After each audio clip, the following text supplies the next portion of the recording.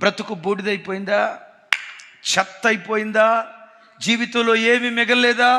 జీవితంలో ఏమి మిగలలేని చెత్తగా నువ్వు మిగిలిపోయినా నీ దేవుడు శక్తివంతుడు. ఆ చెత్తని శక్తిగా మారుస్తాడు. శూన్యములో నుండి సమృద్ధిని తీసుకొస్తాడు. ఏమీ లేని శూన్య స్థితిలో నుండి అన్నీ కలుగు చేయగలిగిన శక్తివంతుడు ఆయన.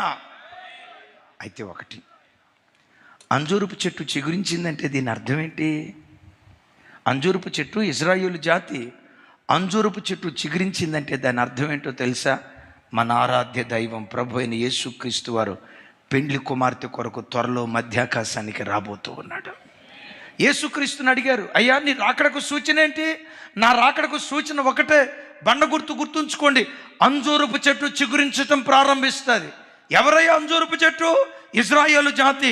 ఇజ్రాయేలు జాతి మరలా చిగురించిందంటే నా రాకడ బహు సమీపంగా ఉంది.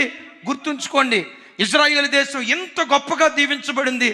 సంకలు కొట్టుకోవటం కాదు, దానికి మించి ప్రభు త్వరలో రాబోతున్నాడు. ఇది గుర్తుంచుకొని జీవితాన్ని కాపాడుకోవలసిన దినం.